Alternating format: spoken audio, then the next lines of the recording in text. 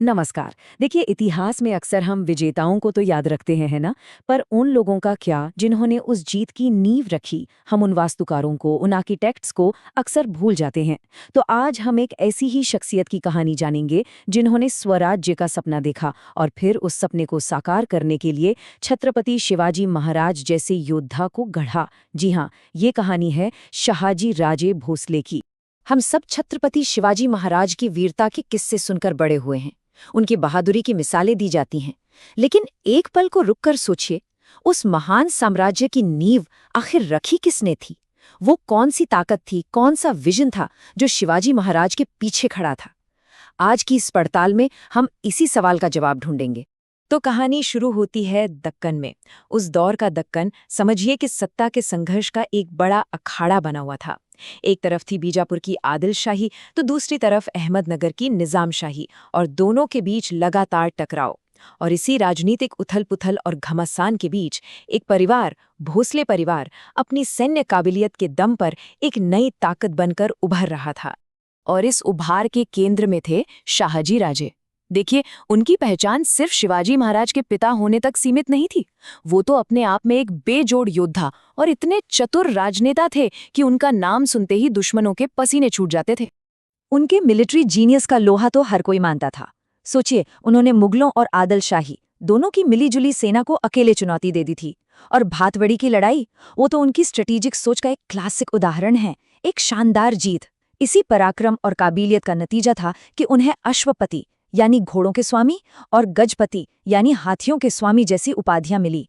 ये कोई मामूली टाइटल्स नहीं थे, ये सिर्फ उस दौर के सबसे शक्तिशाली शासकों को ही मिलते थे। लेकिन शाहजी राजे की महानता सिर्फ जंग के मैदान तक ही नहीं थी। उनकी असली विरासत तो भविष्य के निर्माण में छिपी थी। वो सिर्फ एक पिता नहीं थे, वो एक गुरु थे, एक विजनरी थे, जो एक बिल्कुल नए युग की नींव रख रहे थे। शाहजी राजे ये बात बहुत अच्छी तरह समझते थे कि दूसरों की सल्तनत में नौकरी करके मराठा गौरव कभी सुरक्षित नहीं रह सकता। असली आज़ादी, सच्चा सम्मान तो सिर्फ अपने राज में ही मिल सकता है। अब सोचिए, उस दौर में ये कितना बड़ा, कितना क्रांतिकारी विचार रहा होगा। और इसी सोच के साथ, इसी दूरदृष्टि के साथ उन्होंने अपनी पत्नी जीजाबाई और छोटे शिवाजी को पुणे भेजा। ये सिर्फ एक शहर बदलना नहीं था दोस्तों, ये तो आने वाले स्वराज्य का केंद्र स्थापित करने जैसा था। एक बहुत बड़े सपने की ये पहली सीढ़ी थी। और यहीं शाहजी राजे की व्यापक सोच दिखती है। उन्होंने शिवाजी को सिर्फ एक तलवारबाज या योद्धा नहीं बनाया। नहीं, एक तरफ तो उन्हें बेहतरीन युद्ध कौशल और रणनीति सिखाई जा रही थी, तो वहीं दूसरी ओर उन्हें सिखाया जा रहा था कि न्याय क्या होता है, एक अच्छा प्रशासन कैसे चलता है, अपनी प्रजा की देखभाल कैसे की जाती है। मतलब साफ था, शाहजी एक सेनापति नहीं बल्कि एक आदर्श राजा तैयार कर रहे थे। तो जब युवा शिवाजी महाराज ने रायेश्वर मंदिर में स्वराज्य की शपथ ली, वो अकेले नहीं थे। हाँ, शारीरिक रूप से शाहजी राजे वहां नहीं थे, वो सैकड़ों मील दूर थे। लेकिन असल में वही उनकी सबसे बड़ी ताकत, उनकी सबसे मजबूत ढाल बनकर खड़े थे। वो पर्दे के पीछे से अपने असर और अपने संसाधनों से इस छोटे से आंदोलन को हर बाहरी खतरे से बचा रहे थे। लेकिन जैसा होता है, हर बड़े सपने और हर बड़े संकल्प को एक कड़ी परीक्षा से तो गुजरना ही पड़ता है, और स्वराज्य के साथ भी यही हुआ। शिवाजी महाराज की बढ़ती ताकत से आदिल शाह घबरा गया और उसने एक बहुत ही शातिर चाल चली। उसने सीधे शिवाजी पर हमला नहीं किया, बल्कि उनकी जड़ पर वार किया। उसने उनके पिता शाहजी राजे को ही बंदी बना लिया। प्लान बिल्कुल साफ था, शाहजी राजे को एक मोहरा बनाकर शिवाजी पर दबाव डालो, उन्हें इमोशनली तोड़ दो ताकि वो सरेंडर कर दें। लेकिन आदिल शाह ने शाहजी राजे के फौलादी इरादों को शायद पहचाना ही नहीं था।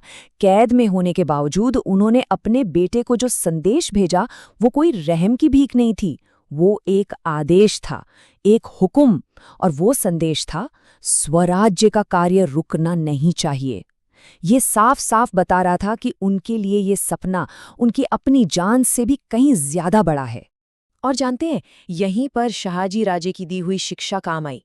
शिवाजी महाराज ने सिर्फ ताकत का इस्तेमाल नहीं किया, उन्होंने ऐसी शानदार कूटनीति, ऐसी डिप्लोमेसी दिखाई कि आदिल शाह को मजबूर होकर उनके पिता को पूरे सम्मान के साथ रिहा करना पड़ा। ये एक बेटे की अपने पिता के लिए और एक शिष्य की अपने गुरु के लिए सबसे बड़ी श्रद्धांजलि थी। तो आखिर में सवाल उठता है कि शाहजी राजे की विरासत क्या है? वो सिर्फ एक बहादुर योद्धा या एक जागीरदार नहीं थे। वो तो उस साम्राज्य की नींव का वो पहला और सबसे मजबूत पत्थर थे, जिस पर आगे चलकर मराठा गौरव की एक बुलंद इमारत खड़ी हुई। अपने जीवन के आखिरी सालों में भी वो रुके नहीं। उन्होंने कर्नाटक में अपना प्रभाव फैलाना जारी रखा, जिससे मराठा शक्ति के लिए नए रास्ते खुले। फिर 1664 में एक शिकार के दौरान हुए हादसे में इस महान योद्धा का निधन हो गया। उनका जीवन समाप्त हुआ, पर उनकी विरासत वो तो तब तक अमर हो चुकी थी। इसे ऐसे समझिए, अगर हिंदवी स्वराज्य एक बहुत बड़ा आलीशान महल है, तो शाहजी राजे वो आर्किटेक्ट थे जिन्होंने इसका सपना देखा, इसका नक्शा बनाया और इसकी नींव रखी। फिर शिवाजी महाराज ने उस मजबूत नींव पर एक ऐसा साम्राज्य खड़ा किया जिसे कोई हिला न सका। लेकिन याद रखिए, हर महान इमारत की शुरुआत एक दूरदर्शी सपने से ही होती है। कुल मिलाकर शाहजी राजे मराठा इतिहास के वो सूरज हैं जो शायद हमेशा सामने न दिखें, लेकिन जिनकी ऊर्जा और जिनकी रोशनी ने ही शिवाजी महाराज और आने वाली न जाने कितनी पीढ़ियों के लिए रास्ता बनाया। वो एक ऐसी अदृश्य शक्ति थे जिसने एक पूरे साम्राज्य को जन्म दिया। और ये कहानी हमें एक बहुत ही गहरे सवाल पर लाके छोड़ देती है। किसी भी साम्राज्य की नींव में असल में सबसे बड़ा योगदान किसका होता है? उस विजनरी का जो सपना देखता है, या फिर उसका जो उस सपने को हकीकत में बदलता है? शायद जवाब ये है कि एक के बिना दूसरा कभी मुमकिन ही नहीं हो सकता।